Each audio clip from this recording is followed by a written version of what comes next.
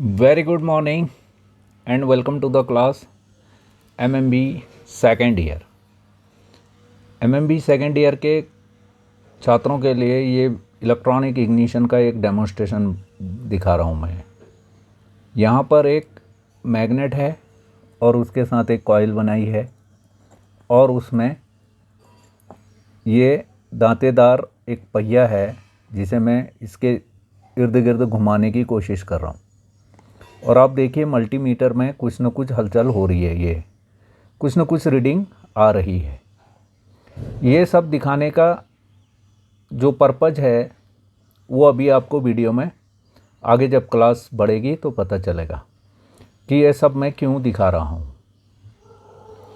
ध्यानपूर्वक मल्टीमीटर पे बढ़ती हुई रीडिंगों को देखो, ये किस तरह से जब मैं इस व्हील को ये मैग्नेट के सामने ला रहा हूँ और फिर दूर ले जा रहा हूँ तो इसमें कुछ न कुछ हलचल पैदा हो रही है। ऐसा क्यों हो रहा है? ये मैंने कोशिश करी एक दांतेदार पहिया बनाने की। एक्चुअली ये क्रैंक सेंसर का कैसे कार्य करता है उसकी तरह बनाने की कोशिश कर रखी है। एक ये मैग्नेट है, परमानेंट मैग्नेट है, और एक कॉइल बनाई है। इस कॉइल के दोनों सिरों को मैंने इस मल्टीमीटर से टच किया है और जब भी मैं इसको नज़दीक लेके जा रहा हूँ इसके कॉइल और मैग्नेट के, तो एक मैग्नेटिक फील्ड जनरेट हो रहा है।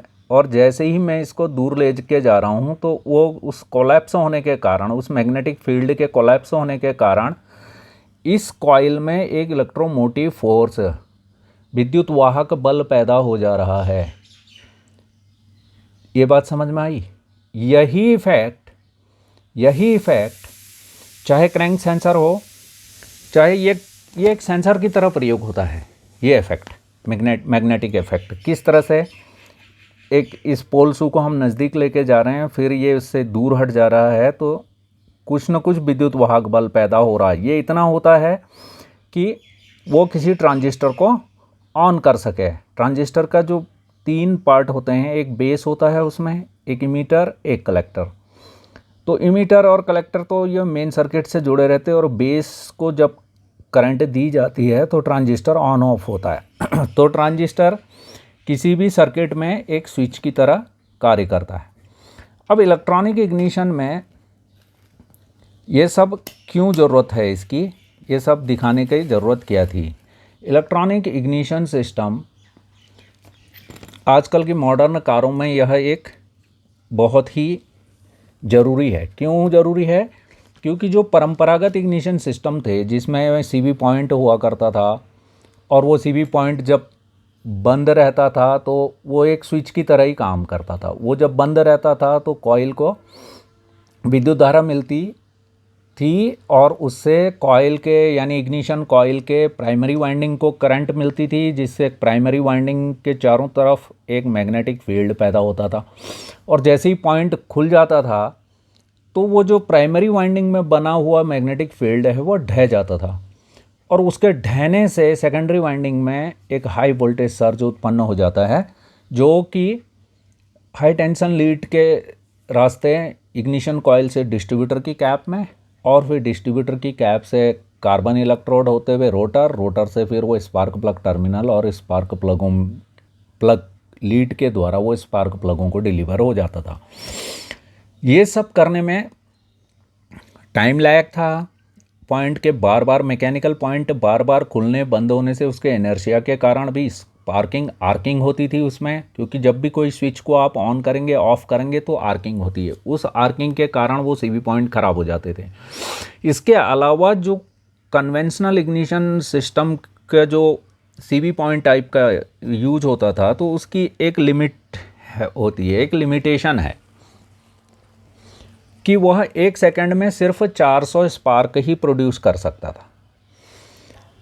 पर जब इलेक्ट्रॉनिक इग्निशन का आविष्कार हुआ सन 1980 के बाद, जब इलेक्ट्रॉनिक इग्निशन की तरफ ऑटोमोबाइल क्षेत्र में इसकी विकास हुआ तो इसके द्वारा 1 सेकंड में 1000 स्पार्क हम प्राप्त कर सकते हैं। क्योंकि कोई भी 4 सिलेंडर इंजन है अगर वो 2000 आरपीएम पर भी चल रहा है तो उसको पर मिनट उसको हर मिनट में 4000 स्पार्क करने हैं। 4000 स्पार्क रिक्वायर्ड। कैसे? कोई भी 4 सिलेंडर इंजन है, को 4 स्ट्रोक इंजन में 720 डिग्री में एक पावर स्ट्रोक मिलती है सिंगल सिलेंडर इंजन में। यदि हम इसके नंबर ऑफ सिलेंडर बढ़ा देते हैं तो इसको, मान लिया 4 सिलेंडर है, अगर ये 4 सिलेंडर इंजन है तो इसमें हर 180 डिग्री पे आपको एक पावर स्ट्रोक मिल जाती है। इसीलिए नंबर ऑफ सिलेंडर बढ़ाए जाते हैं ताकि ज़्यादा से ज़्यादा पावर प्राप्त हो और इंजन स्मूथ चले, हर परिचालन परिस्थिति में वो सही चले। 180 डिग्री का मतलब क्या हुआ कि 360 डिग्री एक क्रैंक रोटेशन है, इसमें हमें 2 पावर स्ट्रोक मिल गए। तो अगर इंजन 2000 आरपीएम पर चल रहा है कोई, मतलब 2000 चक्कर प्रति मिनट क्रैंकशाफ्ट लगा रही है, तो उस समय स्पार्क चाहिए 4000। और ये अलग अलग टाइम पर अलग अलग, कि इतना टाइम नहीं मिल पाता है एक स्पार्क के लिए, बहुत ही कम समय मिल पाता है। तो बार बार स्पार्क करने से जो पॉइंटों में आर्किंग होती है उस वजह से पॉइंट भी क्षतिग्रस्त होते हैं और कंडेंसर भी चले जाते हैं, इग्निशन कॉइल भी ख़राब हो जाती थी। तो हर परिचालन परिस्थितियों में बढ़िया फ्यूल जले, जो भी फ्यूल अंदर आया हुआ है वो सारा का सारा जल जाए, इसके लिए जो नेक्स्ट इलेक्ट्रॉनिक इग्निशन शुरू हुआ उसमें भी 3 प्रकार के डिस्ट्रीब्यूटर प्रयोग किए गए। डिस्ट्रीब्यूटर का काम है कि प्रत्येक इंजन सिलेंडर को एज पर फायरिंग ऑर्डर करेक्ट टाइम पर स्पार्क की डिलीवरी करना। तो डिस्ट्रीब्यूटर का मेन काम यही है, इसीलिए उसको डिस्ट्रीब्यूटर कहा गया है, क्योंकि उसका काम है बांटना, डिस्ट्रीब्यूट करना। तो ये सही टाइम पर किस तरह से करता है, ये इग्निशन टाइमिंग सेट की जाती है। इग्निशन टाइमिंग सेट की जाती है, फ्लाईव्हील पे मार्क लगा रहता है, उस हिसाब से वह एक इग्निशन टाइमिंग सेट होती है। यदि इंजन 2000 आरपीएम पर चल रहा है तो उसमें एक स्पार्क के लिए सिर्फ 0.015 सेकंड का ही समय मिल रहा है और उसको 60 सेकंड में 66.66 लगभग 67 स्पार्क करने होते हैं। तो स्पार्किंग बढ़िया हो, एयर फ्यूल मिक्सचर पूरी तरह से जल जाए, वायुमंडलीय प्रदूषण को भी कम किया जा सके, रोका जा सके, इसके लिए ऑटोमोबाइल क्षेत्र में फिर हुआ इलेक्ट्रॉनिक इग्निशन सिस्टम का विकास हुआ। यानी पहली जनरेशन का जो मारुति अल्टो वगैरह में लगा रहता है वो है पल्स जनरेटर टाइप। इसके साथ सबसे बढ़िया बात ये हुई कि इसमें कोई मैकेनिकल पॉइंट नहीं होता है, इसमें होता है एक परमानेंट मैग्नेट और एक पिकअप टाइमर कॉइल, या इसको कहते हैं पिकअप कॉइल। ये 2 चीज़ें होती हैं। ये पूरा का पूरा सेट डिस्ट्रीब्यूटर में ठीक उसी तरह से फिट रहता है जैसे सीबी पॉइंट फिट रहते हैं, ये पेचकस, ये स्क्रू के द्वारा फिट रहते हैं। ये परमानेंट मैग्नेट और इस रिलेक्टर व्हील के बीच में एक गैप होता है, ये 0.6 mm से लेके 1 mm तक का गैप रखा जाता है। जब भी कभी किसी डिस्ट्रीब्यूटर की पिकअप कॉइल और इसको बदला जाए, ठीक सीबी पॉइंट की तरह इसे भी बदल सकते हैं। इसके पेच को खोल के इसे बाहर निकाल सकते हैं, इधर से कपलर निकाल के इसे बाहर निकाल सकते हैं और नई कॉइल लाकर फिट कर सकते हैं। जब भी इसे फिट करना है तो वही फ्लाईव्हील में टाइमिंग मार्क को मिला लेना है पहले। अगर वो 10 डिग्री पर है तो 10 डिग्री पर रख लेना है। अगर उसका टाइमिंग 8 डिग्री बिफोर टीडीसी है तो फ्लाईव्हील पे जो मार्क बना हुआ है उसके साथ हाउजिंग में कट मार्क है, उनको मिला लेना है, अलाइन कर लेना है और उसके बाद इसे फिट कर लेना है। फिट करने के बाद इसके गैप को एडजस्ट करना है फीलर गेज की सहायता से। फीलर गेज में विभिन्न पत्तियां होती हैं, इस पे लिखा रहता है ये 0.30 mm की है, 0.38 mm की है, इसी तरह से 0.55 mm की है, 0.58 mm की है, ऐसे ही 0.6 mm की ये पत्ती आ गई। तो ये 0.6 mm की पत्ती को इनके बीच में डाल के गैप को एडजस्ट करना है। ये फीलर गेज है, फील करना चाहिए कि ये इसको भी टच करे और इसे भी टच करे। इसमें एक पिकअप कॉइल होती है जो स्टेशनरी होती है। ये डिस्ट्रीब्यूटर शाफ्ट है। डिस्ट्रीब्यूटर शाफ्ट के ऊपर एक रिलक्टर व्हील लगा हुआ है। रिलक्टर व्हील ये पूरा एक गियर टाइप का हो सकता है। इसमें जो ये खांचे हैं, ये जो दांत जैसे बनाए हैं, ये इनकी संख्या नंबर ऑफ सिलेंडर के ऊपर डिपेंड करती है। ये 4 सिलेंडर इंजन है तो इसमें ये 5 दांतें हैं। घूमने वाला पार्ट्स सिर्फ यही है। इसके ऊपर रोटर ज़रूर लगा रहता है, इसके ऊपर भी रोटर होता है। रोटर हर एक डिस्ट्रीब्यूटर में रोटर होगा। रोटर का काम है एज पर फायरिंग ऑर्डर विभिन्न स्पार्क प्लगों को स्पार्क की डिलीवरी करना। वो विभिन्न जैसे जैसे रोटर घूमता रहेगा, जिस जिस स्पार्क प्लग टर्मिनल के आगे आएगा वो उसको, तो करंट जो थी डिस्ट्रीब्यूटर कैप में आई हुई जो हाई टेंशन करंट है वो डिस्ट्रीब्यूटर कैप से फिर रोटर में, और रोटर से spark plug terminal, spark plug terminal से स्पार्क प्लग को डिलीवर हो जाएगा। तो ये फर्स्ट जनरेशन का, इसमें ये इसे कहते हैं मैग्नेटिक पल्स जनरेटर। अभी मैंने आपको थोड़ी देर पहले दिखाया कि जब हम किसी, इसमें भी वही प्रिंसिपल है। ये एक परमानेंट मैग्नेट है, उसके साथ एक कॉइल लगी हुई है। अब इसका वर्किंग प्रिंसिपल देखो गौर से।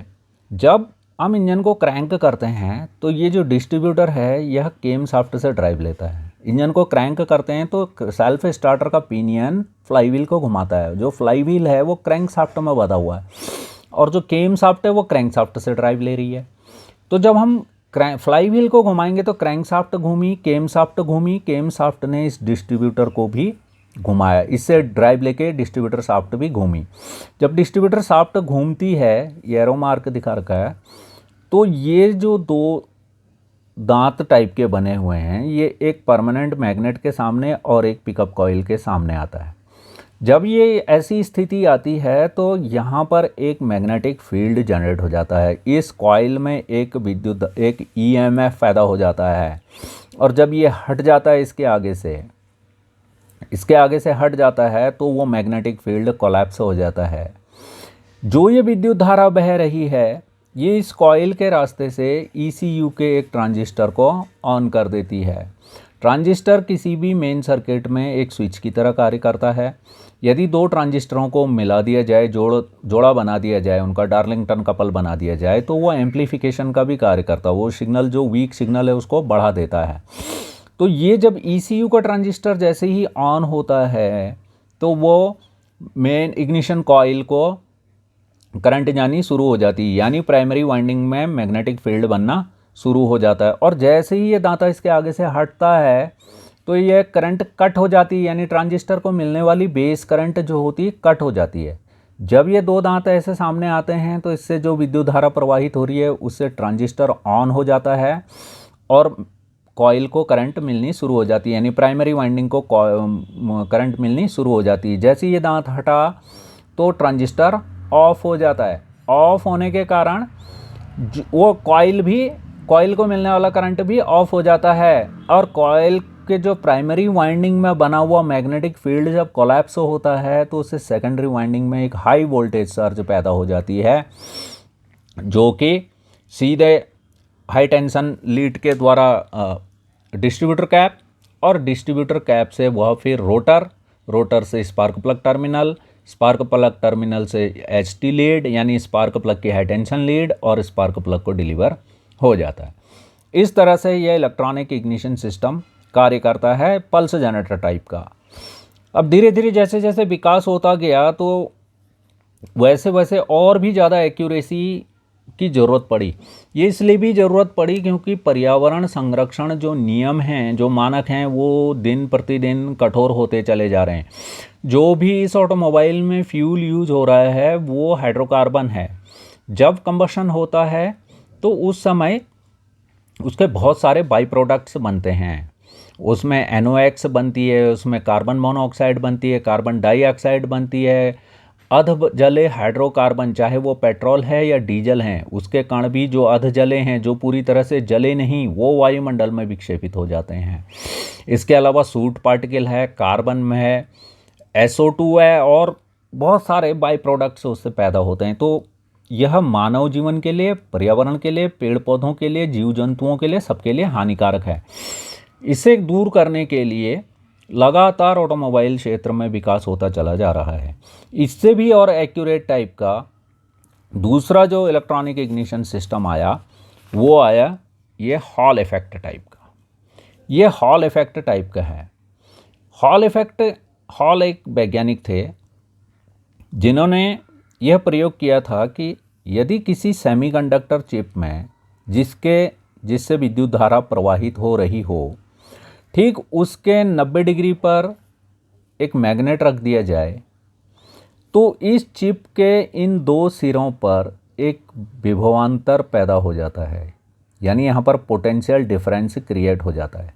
ये मेटल चिप में बहुत कम होता है, पर सेमीकंडक्टर चिप में ये बहुत ज़्यादा होता है। इसीलिए इसमें सेमीकंडक्टर चिप यानी सिलिकॉन की चिप यूज की जाती है, जिसको कि एक निर्धारित मात्रा में करंट मिल रहा है, इसमें से विद्युत धारा प्रवाहित हो रही है।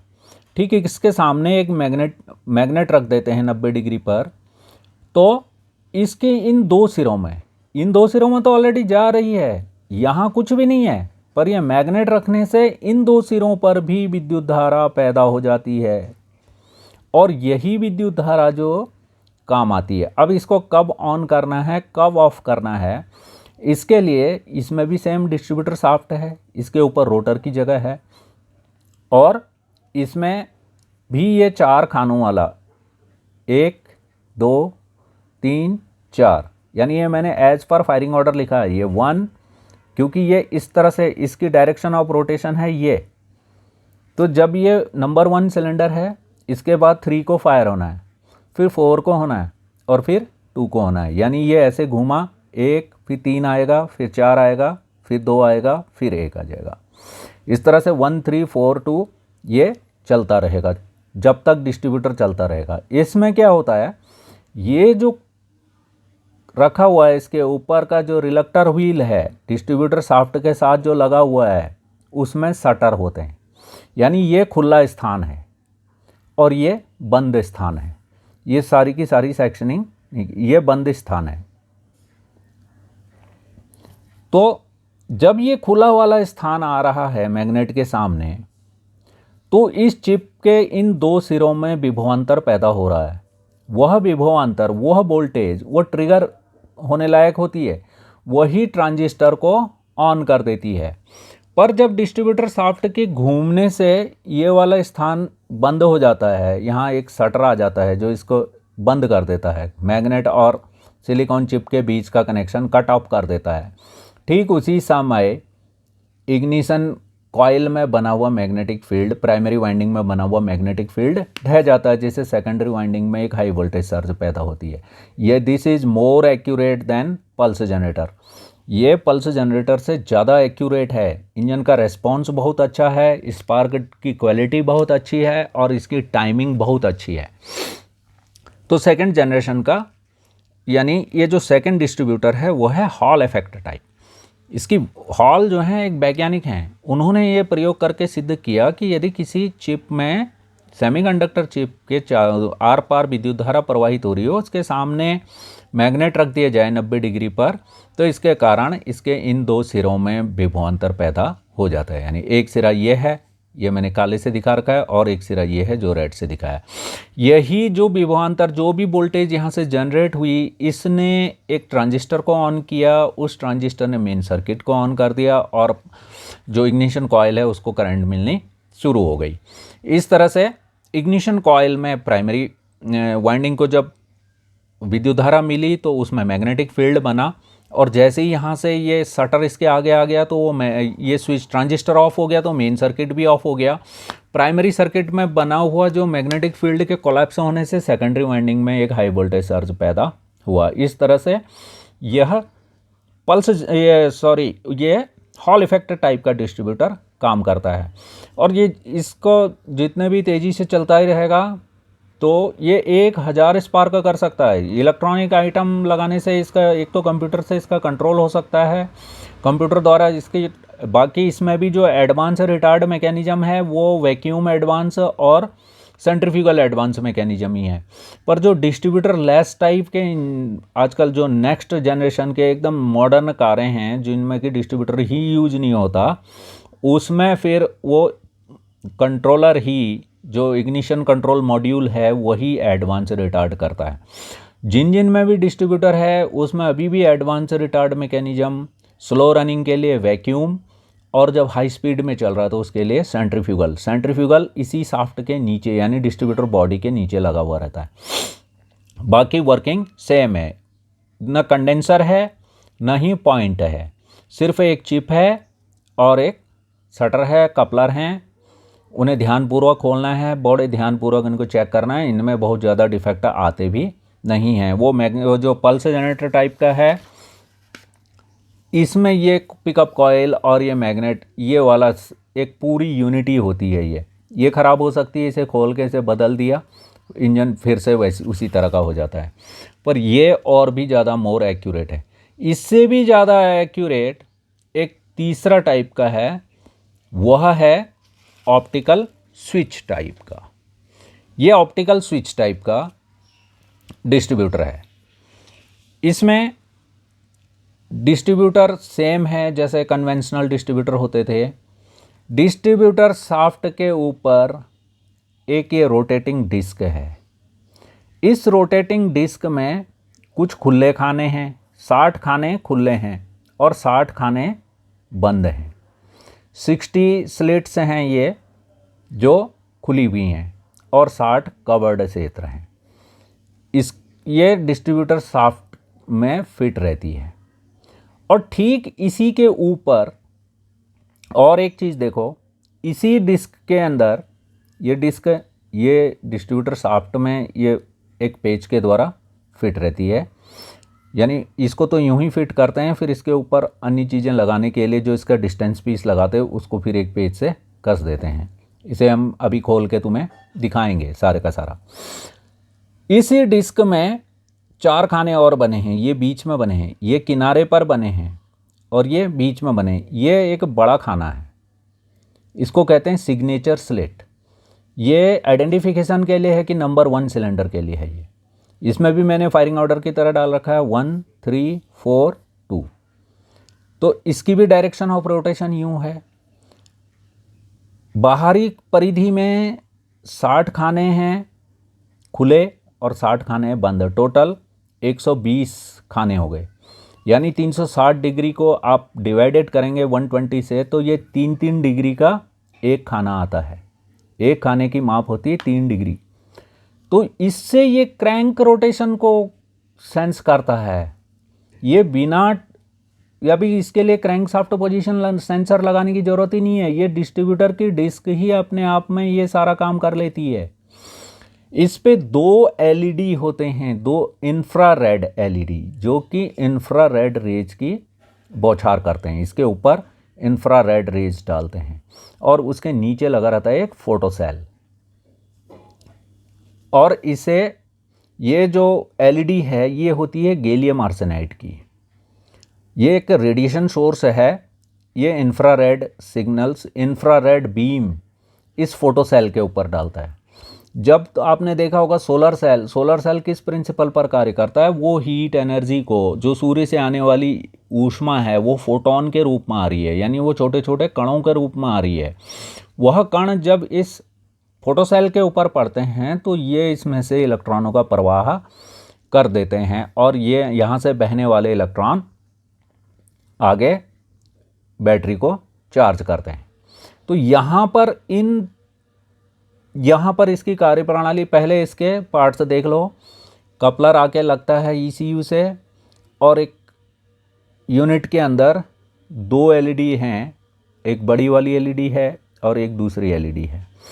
यह जो एलईडी है वो यहाँ पर बौछार करती है, इनके नीचे ये फोटो सेल हैं और ये वाली एलईडी यहाँ पर से बीम डालती है, इंफ्रारेड बीम, और इसके नीचे एक फोटो सेल है। और इस फोटो सेल के बीच में, यानी इस LED lamp infrared IR LED जो है इंफ्रारेड, इसके बीच में ये डिस्क घूम रही है। अब क्या होता है, जब ECU से इनको करंट मिल रही है, परमानेंट इसे स्टेबलाइज्ड वोल्टेज दी जाती है, जिसको कि जेनर डायोड एक ऐसा होता है जो एक निर्धारित मात्रा तक तो वो एज ए रिवर्स बायस की तरह कार्य करता है, वो नहीं जाने देता, परंतु एक ब्रेकडाउन वोल्टेज के बाद वह रिवर्स करंट को भी फ्लो करने देता है। तो इसीलिए जो जेनर डायोडों का प्रयोग होता है वो रेगुलेशन के लिए होता है, फील्ड करंट की रेगुलेशन के लिए अल्टरनेटर्स के चार्जिंग सर्किट में उसका प्रयोग होता है, और इलेक्ट्रॉनिक्स में, कंप्यूटर में इसका बहुत ही ज़्यादा प्रयोग होता है। तो जब इसे एक निर्धारित वोल्टेज दी जा रही है और ये इंफ्रारेड किरणों की जब बौछार हो रही है लेज़र की इस फोटो सेल के ऊपर, तो इससे इलेक्ट्रॉन प्रवाहित होते हैं। उन्हें उस सिग्नल को स्ट्रेंथ प्रदान करने के लिए कि वो सिग्नल प्रॉपर हो, उसको एम्प्लीफिकेशन के लिए डार्लिंगटन कपल यूज किया जाता है। जब दो ट्रांजिस्टरों को जोड़ दिया जाता है, जोड़ के उनका एक युगल बना दिया जाता है, तो ये जो बेस करंट है वो वेरी स्मॉल है। इससे दूसरा ट्रांजिस्टर जोड़ दिया तो इसमें जो बहने वाली करंट है वो वेरी लार्ज है, यानी उसका एम्प्लीफिकेशन किया जा सकता है।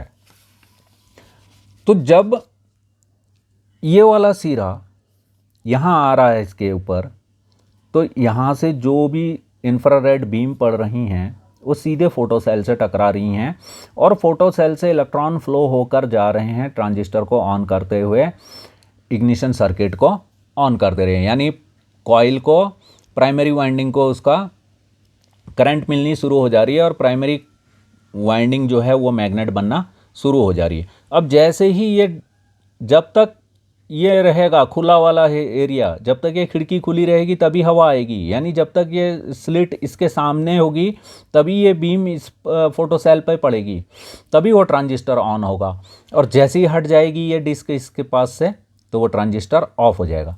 जब ट्रांजिस्टर ऑन होगा तो वो मेन सर्किट को ऑन कर देगा, प्राइमरी कॉइल को मिलने वाली विद्युत धारा मिलने लगेगी, और जिससे उसकी प्राइमरी वाइंडिंग जो है वो मैग्नेट बन जाएगी। जैसे ही ये हट जाएगी डिस्क, तो प्राइमरी वाइंडिंग में बना हुआ मैग्नेटिक फील्ड कोलैप्स होने से सेकेंडरी वाइंडिंग में एक हाई वोल्टेज सर्ज पैदा हो जाएगी। इस तरह से नंबर 1 सिलेंडर फायर कर लेगा। ये आइडेंटिफिकेशन के लिए इस स्लिट को बड़ा रखा गया है। अभी वो नहीं तो कैसे पहचानेगा? जो भी इलेक्ट्रॉनिक पार्ट है उनका कुछ न कुछ आइडेंटिफिकेशन नंबर होता है। तो जैसे आप लोगों के फ़ोन का नंबर होता है, तो वो उसमें सिम है, काम में करने का तरीका एक ही जैसा है। वो कंप्यूटर के लिए आइडेंटिफिकेशन के लिए ही ये सब होता है, कि जिस तरह क्रैंक सेंसर में इस तरह से दांतें कटे हैं निर्धारित दूरी पर, अभी इसको फाइन फिनिश करना है, और 2 दांतें ऐसे छोड़ देते हैं, तो इस पर पता चल जाता है ECU को कि number 1 cylinder top dead centre पे आने वाला है। ठीक इसी तरह से ये डिस्क में जो है ये खाली स्लिट रखी जाती है, इसको सिग्नेचर स्लिट कहते हैं। इसके हटते ही फिर ये बीच में बंद हो गया, अब कोई भी करंट जनरेट नहीं हो रही है फोटो सेल के द्वारा, वो ट्रांजिस्टर ऑफ हो गया। पर फिर जैसे ही दूसरा खाना आया, तीसरे नंबर का सिलेंडर आया, तो ट्रांजिस्टर ऑन हुआ और फायर हो गया। इस तरह से यह कार्य करता है। ये सब किस तरह से होता है, इसमें क्या क्या पार्ट्स होते हैं, अभी मैं थोड़ी देर बाद आपको इसको खोल के पूरे डिस्ट्रीब्यूटर को दिखाने वाला हूँ कि ये डिस्क किस तरह से होती है। निचला हिस्सा कुछ नहीं दिखता क्योंकि वो निकाला नहीं जा सकता है, इसमें कोई ज़्यादा खराबी आती नहीं है। ये जो बाहरी वाले ये स्लिट हैं, जो इनके ऊपर ये रेज पड़ रही है और फोटो सेल जनरेट कर रहा है, तो एक खाना आ गया 3 डिग्री का, फिर 3 डिग्री का, यानी ये टोटल 6 डिग्री हो गया, ये फिर 3 डिग्री आ गया। तो इस तरह से ये काउंटिंग कर लेता है कि क्रैंक का एंगल क्या है, इस टाइम पर कितना घूम चुकी है क्रैंक, इनलेट वाल्व बंद हो गया है, अब फायर करना है। फायर करते समय ठीक ये स्लिट इसके सामने आ जाएगी, अपने आप ही ऑटोमेटिकली ऑन हो जाएगा। इसी तरह इसमें भी ये डुअल एंगल रखा जाता है, इसकी भी डिस्ट्रीब्यूटर शाफ्ट में ये डुअल एंगल होता है। डुअल पीरियड वो पीरियड होता है जब कि CB पॉइंट बंद रहता है, तो इसका भी डुअल पीरियड होता है। तो इस तरह से ये पूरा का पूरा सिस्टम कार्य करता है। अभी थोड़ी देर के बाद आपको मैं पूरा डिस्ट्रीब्यूटर खोल के दिखाऊंगा, कैसे कैसे उसके अंदर पार्ट्स होते हैं वो दिखाऊंगा। Till then, bye bye, have a great day.